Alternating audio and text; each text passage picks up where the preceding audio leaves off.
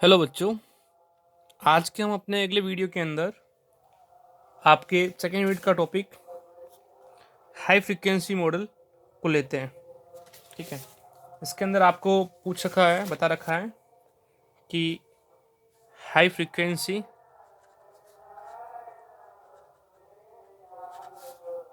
पाई पाई hybrid model क्या होता है,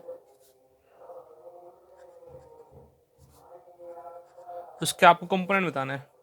ठीक है, तो एक्चुअल में सबसे पहले हम बात करते हैं कि high frequency hybrid pi model की ज़रूरत क्यों पड़ी। अपने पास में जो पहले पढ़ा था वो पढ़ा था लो फ्रीक्वेंसी मॉडल। जो फ्रीक्वेंसी होती है वो टाइम पीरियड की क्या होती है, इन्वर्सली होती है। तो क्या होता है कि फ्रीक्वेंसी की वैल्यू अगर लो है, ठीक है, तो टाइम क्या होगा, हाई होगा। इट मीन्स टाइम ज़्यादा लगेगा तो अपन इजीली कंपोनेंट उसके वैल्यू कैलकुलेट कर सकते हैं।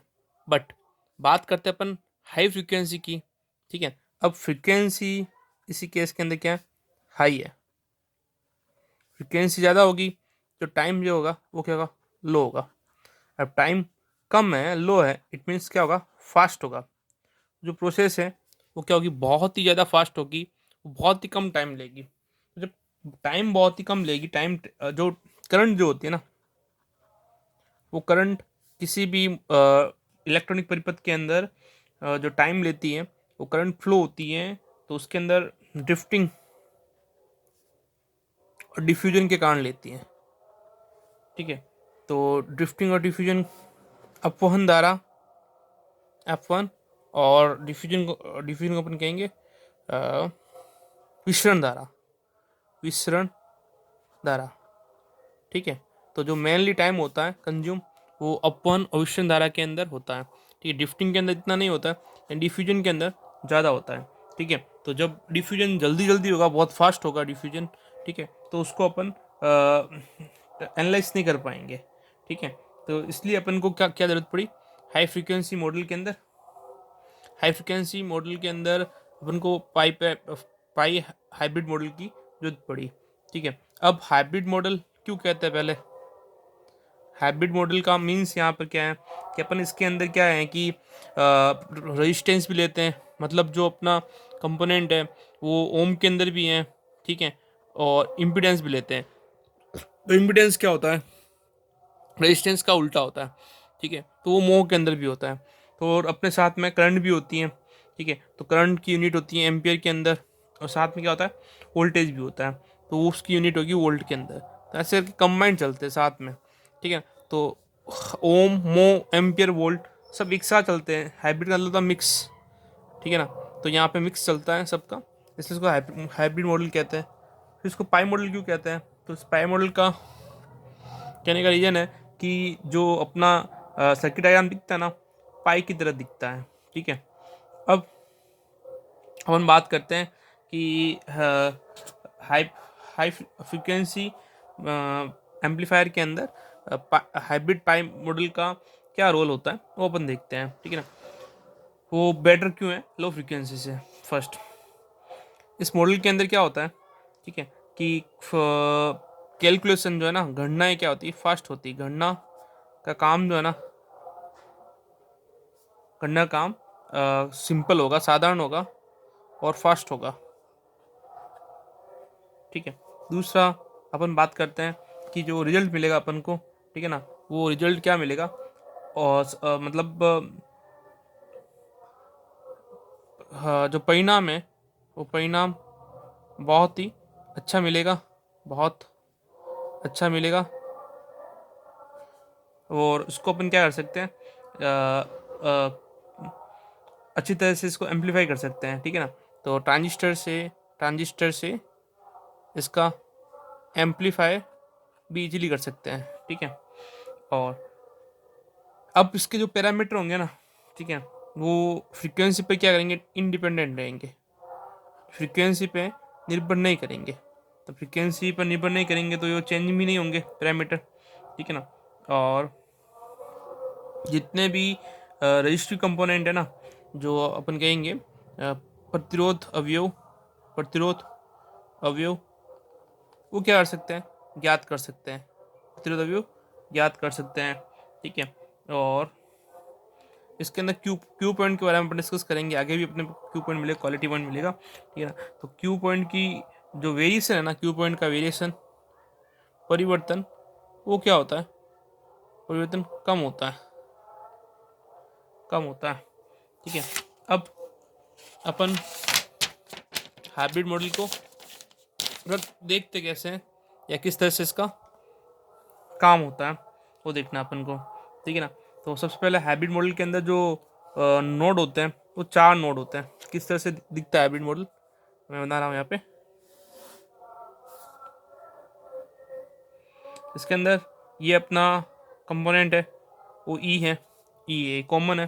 अपन कॉमन एमीटर के लिए देख रहे हैं, पाई मॉडल देख रहे हैं, किसके लिए, कॉमन एमीटर ट्रांजिस्टर के लिए देख रहे हैं। ठीक है ना, हाइब्रिड पाई मॉडल है, हाइब्रिड पाई मॉडल। ठीक है, तो इसके अंदर जो कंपोनेंट होंगे वो जिस तरह से रहेंगे।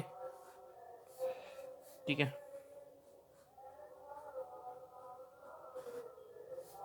ये कैपेसिटर है, ये भी कैपेसिटर है, ये रेजिस्टेंस है,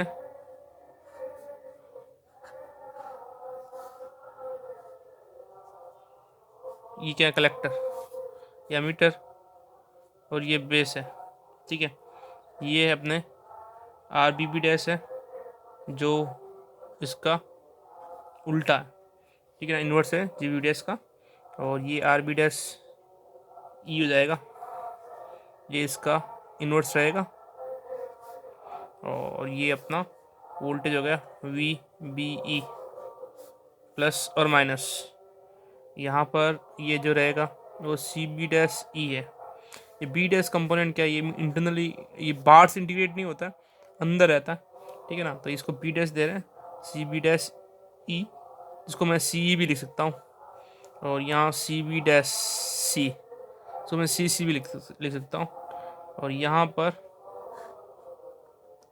एक रेजिस्टेंस जुड़ा रहता है जिसकी वैल्यू रहेगी आर बी डैश सी, ये इसका उल्टा इन्वर्स रहेगा जी बी डी सी का। ठीक है, और ये हो जाएगा आपके आर सी ई, आर सी ई। ठीक है ना, ये इसका इन्वर्स है जी सी ई का, और यहाँ पे अपने करंट कंपोनेंट हो जाएगा जी एम और वी सी ई। ठीक है, ये सी है, ये ई है, ये, और ये अपन को पाई की तरह दिखता है, इसलिए अपन को क्या कहते हैं, इसको हाइब्रिड पाई मॉडल कहते हैं। ठीक है, अब आगे बात करते हैं इसके अवयव के बारे में। ठीक है, तो सबसे पहले कंडक्टेंस कौन कौन से होते हैं इसके अंदर, पहली बात करते हैं अपन जी बी वी डैश। ठीक है, जी बी डैश कंडक्टेंस की। ठीक है, इसको बनाएंगे जी बी वी डैश,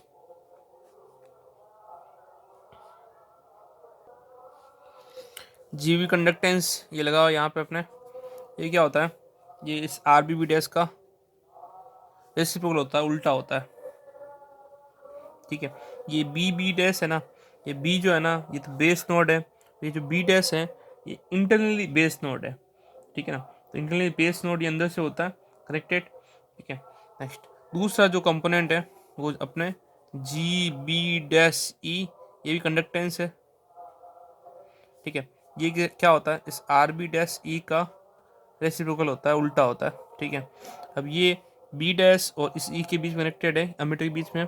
ठीक है ना, आधार और संग्रह उत्सर्जक के बीच में कनेक्टेड होता है। ठीक है, जो तीसरा है